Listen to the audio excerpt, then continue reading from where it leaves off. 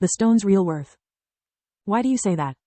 Well, back on my world, being bonded for life with someone you would not have any intimacy was the joke definition of marriage.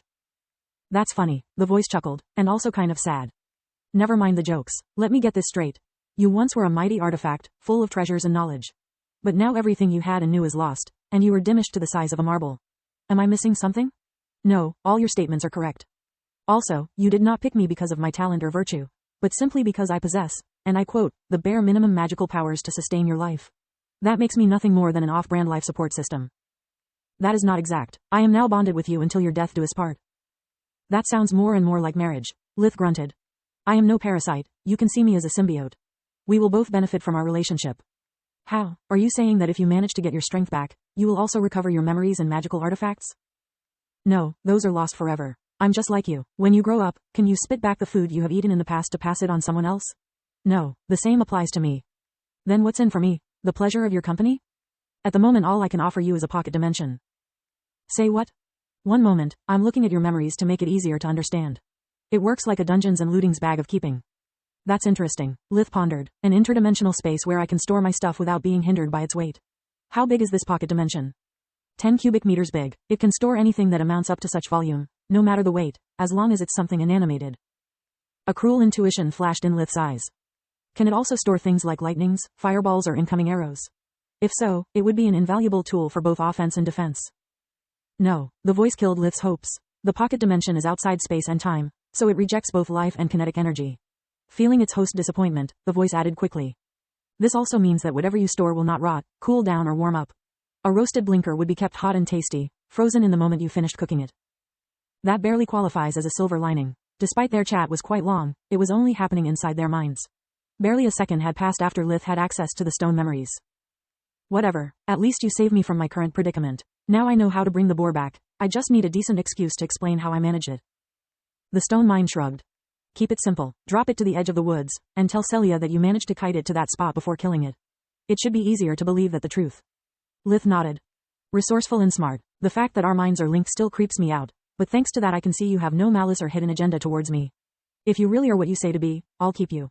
True loyalty is a too rare commodity to turn it down when you find it. So, until I am convinced of your good faith, consider yourself on probation.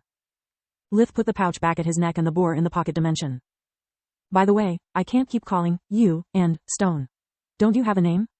No, the voice sounded really sad. It's lost, like everything else. Don't be a pouter. A name is just a name. You can call me Derek, Lith, Host, CZ Delta, whatever. I'll always be the same cynic, misanthropic, lying, cutthroat guy the first have always been. Would you like me to name you? Yes, please. Lith had it ready since he heard the Tower Core's story. You were supposed to be a great artifact, so I'll name you after the greatest, albeit fictional, magical forgemaster that I always admired when I was a kid. Solus. Thank you, Lith. I like how it sounds. And I really appreciate you naming me after someone you loved, rather than give me a pet name like Happy or Lucky. Lith had the odd feeling Solus was mind blushing. They spent all the time on the way back chatting. Lith was really interested in understanding the limits and use of his new partner's skill set. After assessing that both Lith and Solus could activate the pocket dimension, he proceeded to pick the right spot. It needed to be close enough to the edge of the woods and covered enough to make spotting the boar from a distance impossible. There are countless things that can go wrong leaving a dead animal alone, even for a few minutes. A passerby that then claims it's his kill, a scavenger believing to have lucked out a free meal, take your pick. With my luck, I never trust the odds. You trust no one. Solus turned to a flat tone. You bet, that's life rule number 1. Rule number 2 is, no good deed goes unpunished. Lith then used earth and wind magic to mess up the surroundings, mimicking the signs of struggle left by his previous fight with the boar. Bah, all this effort and I get such a sloppy result. If Celia throws a second glance at this scene, she'll expose my lie. I can only hope the prize catches her eyes enough to not make any question. He then gently dropped the pouch on the ground. As soon as you receive my signal, take the boar out the pocket dimension. I'll be back in a jiffy. Without waiting for a reply, Lith started running at full speed towards Celia's house. Once out of their mind link range, 10 meters, 10.9 yards, Lith could finally breathe a sigh of relief. Damn it, leaving her like that was D***CK move. She surely knows the real reasons why I did it. It's hard to accept someone else in your head, reading every single of your most embarrassing thoughts and memories. Not to mention that in D&L every sentient artifact was usually a bag full of troubles, trying to mind control the owner or something. I know that it's just fiction, but still. What if I just stumbled in this world's lone ring, like in Vasily Bolkin's books? Lith shrugged his head, his body covered in cold sweat. I bet that as soon we are back together, she will have access to this inner monologue too. F***ck my life. No pain, no gain. If she really is what she says, she's worth the risk. At least I'll have someone who finally knows the real me. A few minutes later, Celia and Lith were approaching the drop spot, riding the 2-horse cart she used to move around the heaviest goods. Is it really that big to require 2 horses? She asked skeptically. I think one should be enough to move it once it's loaded. The second is necessary to drag it on the cart easily. Once Lith and Celia jumped down their ride, he gave Solus the signal. Celia detached the horses, guiding them by the bridle. Lith took with him the thick ropes necessary to make a harness for the boar, making it easy for the horses to drag it out of the woods and into the cart. When Celia saw the game with her own eyes, she whistled with approval. Good gods, this thing must be around 300 kilograms, 661 pounds. You weren't boasting as usual. I never boast. Lith used spirit magic to stealthily recover the pouch, while Celia was engrossed sizing the beast.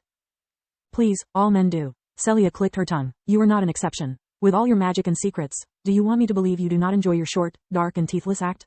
She added, laughing out loud. It's not my fault I have a lisp now. Lith was pissed off by her non-stop mockery of his new voice. Will you ever let me hear the end of it? I'm sorry, I really am. It's just that your tough boy attitude is even more hilarious now that you have a lisp. The first time she had heard him call her, Felia, she had laughed hard enough to fall from her chair, hugging her belly. Judging from its size, it was really close to become a magical beast. We could have sold it for a much bigger sum, it's kind of sad. She sighed. Yeah, and if it was a magical beast, I would be much deader now. Lith rebuked. They kept bickering until the boar was safe and sound on the cart. Only once they got back to her house and started bleeding out the game, Celia got her business attitude back. The most valuable piece is the head. If we can find a noble willing to stuff it, hang it over his fireplace and take the credit for the kill, we can sell it really well. The pelt and the meat are nothing special. Do you have any plans about them? Lith nodded. All this meat will allow me to skip hunting for a while, so I prefer to keep and macerate it. As for the pelt, it should make a nice carpet for my parents' bedroom. Always a family boy, huh? Celia ruffled his hair. This time there was no mockery in her voice. I'm so proud of you being so considerate toward your family that I'll tan it for free. I still get half of the head price, though. Perfect. Good. Our best shot is with Count Lark himself. He is both loaded and very proud of his hunting skills. I must reach my contacts in his manor to test the waters. Fingers crossed. Lith suffered at the idea of losing so much money, but half was better than nothing. He didn't know how to tan pelts or stuff heads, and lacked both time and instruments to do it. And even if he did, he had no way to sell the merchandise outside his little village. After Lith left Celia, he and Solus started chatting again, feigning ignorance about each other's feelings. Solus, I think that your help will be invaluable to bring my martial arts training to the next level.